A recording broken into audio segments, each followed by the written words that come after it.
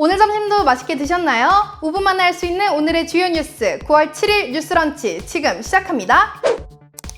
추미애 법무부 장관의 아들 서모 씨의 병역 관련 논란이 시끌시끌합니다. 서 씨는 2016년부터 2018년까지 육군 카투사로 복무했는데요. 문제가 된 것은 서 씨가 2017년 6월 나갔던 휴가입니다. 서 씨는 5일부터 14일까지 1차, 이를 23일까지 연장해 2차에 걸친 병가를 나갔으며 뒤에 나흘간의 연가를 붙여 27일 복귀했습니다.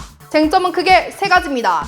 첫 번째, 1차, 2차로 나간 병가의 근거와 기록이 병무청 휴가 기록에 남아있지 않다입니다. 이에 대해 어제 서 씨 측은 무릎 수술 소견 진단서와 진로 기록 등 병가 신청과 연장에 필요했던 의료 기록들을 제시했습니다. 두 번째, 미복귀 의혹입니다. 6월 25일 당직병이던 A씨는 23일 병가가 끝나 진작에 복귀해였어야 할 서 씨에게 전화를 걸었더니 집이라는 대답을 들었답니다. 그러더니 잠시 후 어떤 대위가 당직실에 들어와 자신이 휴가를 연장했으니 서 씨를 휴가자로 처리하라고 지시했다는 겁니다. 이른바 선조치 후 보고를 했다는 의혹이죠. 서 씨 측은 A씨의 주장이 전부 허위사실이라고 강하게 주장하고 있습니다. 세 번째, 추미애 장관이 더불어민주당 대표이던 시절에 추 장관의 보좌관이 전화를 걸어 병가 연장을 문의했다는 겁니다. 이 주장을 뒷받침하는 건 부대 지원장교와 휴가 승인권자의 증언이 담긴 녹취록입니다. 이 논란의 핵심은 서 씨의 휴가가 정당했는지 부당했는지, 휴가를 나가고 연장하는 과정에서 외압이 있었는지 없었는지라 할 수 있겠습니다. 추 장관은 이 사건과 자신의 불륜설 등을 게시한 보수 성향 유튜버와 인터넷 카페 운영자 10여 명을 사이버 명예훼손 혐의로 고발하기도 했습니다.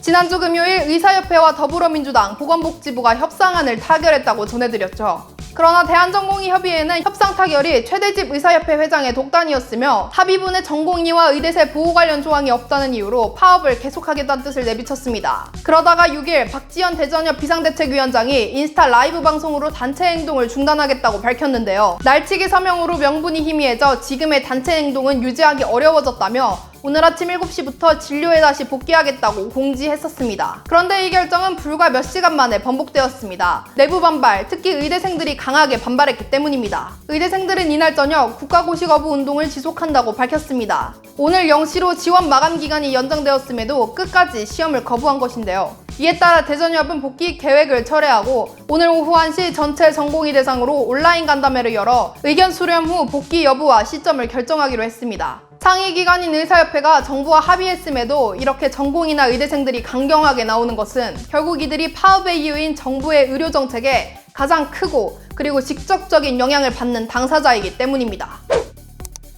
사이버교도소는 성범죄 및 강력범죄를 저지른 범죄자 또는 이런 범죄를 저지른 혐의를 받고 있는 이들의 신상을 공개하는 인터넷 사이트입니다. 이 사이트에 전화번호를 비롯한 신상 정보가 게재된 20대 남자 대학생이 지난 3일 숨진 채 발견되어 큰 논란이 일고 있습니다. 숨진 대학생 A씨는 지인 능욕, 즉 음란물에 지인의 얼굴을 합성하는 것을 요청했다는 제목으로 사이트에 신상 정보가 올라갔는데요. 생전에 A씨는 모르는 사이트에 가입됐다는 문자가 와 URL을 누른 적이 있고 비슷한 시기에 모르는 사람에게 핸드폰을 빌려준 적이 있는데 그때 해킹을 당한 것 같다며 범행은 사실이 아니라며 호소했는데요.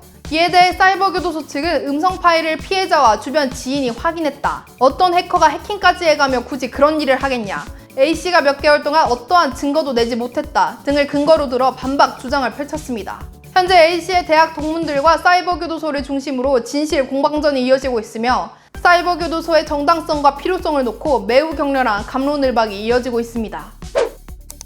코로나 확산세가 쉽사리 줄어들지 않는 가운데 정부는 추석에 고향과 친지 방문을 자제해달라고 권고했습니다. 집단 감염이 빈발한 데다 경로를 할 수 없는 깜깜이 환자가 많은 상황에 명절을 맞아 민족 대이동이 일어난다면 코로나 통제가 어려워질 게 뻔하기 때문인데요. 권고와 함께 정부는 비대면 명절을 위한 여러 대안을 내놓았습니다. 첫 번째로 온라인 성묘 서비스인데요. 21일부터 시작되는 이 하늘장사 정보 시스템을 이용하면 된다고 합니다. 보건복지부가 직접 운영하는 사이트로 온라인으로 영정, 헌화, 차례상 등을 차려놓고 가족들이 고인에 대한 추모의 글을 작성할 수 있도록 합니다. 벌초 역시 산림조합, 농협 등의 대행 서비스를 이용하라고 권고했습니다. 이에 더해 기차는 창가 쪽 좌석만 판매할 예정이고요. 고속버스 및 시외버스도 그렇게 하도록 권고할 예정이라고 합니다. 노인 요양시설과 요양병원의 경우 면회를 되도록이면 자제하되 꼭 면회할 일이 생기면 투명 차단막이 설치된 공간에서만 만나야 합니다. 정부는 이번 달 30일부터 다음 달 4일까지의 추석 연휴 기간 동안 코로나19 특별 방역기간으로 정하고 전국의 사회적 거리두기 2단계에 준하는 조치 적용을 검토 중이라고 합니다. 프랑스에서 34년간 불치병을 앓은 알랭 콕이란 사람이 지난 7월 20일 마크롱 대통령에게 엄청나게 격렬한 고통을 겪고 있다며 존엄을 지키며 죽을 수 있게 해달라는 청원 편지를 보냈는데요. 대통령은 편지에 감동을 받긴 했으나 현행법을 넘게 해달라는 요청은 받아줄 수 없다며 거절의 답신을 보냈습니다. 이에 콕은 약물 치료를 중단하고 식음을 전폐한 채 페이스북을 통해 스스로 죽어가는 모습을 중계하겠다고 밝혔습니다. 이어서 민주주의의 기본은 시민이 자유로운 선택을 하는 것이고 죽음은 민주적이어야 한다고 밝혔습니다. 콕은 4일 자택의 침대에서 페이스북 방송을 진행하며 힘든 날들이 이어지리라는 것은 알지만 마음을 정해 평화로운 상태라고 전했습니다. 그러나 페이스북은 몇 시간 뒤 이 영상을 차단했습니다. 페이스북 측은 콕의 결정은 존중하지만 자살 시도 중계를 허용하는 것은 규정에 벗어난다고 밝혔으며 콕은 지지자들에게 페이스북이 입장을 바꾸도록 움직여달라고 부탁했습니다. 오늘 준비한 소식은 여기까지입니다. 오늘의 뉴스런치가 도움이 되셨다면 구독과 좋아요를 한 번씩 꾹꾹 눌러주시고요. 알림 설정을 누르시면 더 빠르게 뉴스런치를 만나보실 수 있습니다. 그럼 다음 시간에 뵐게요.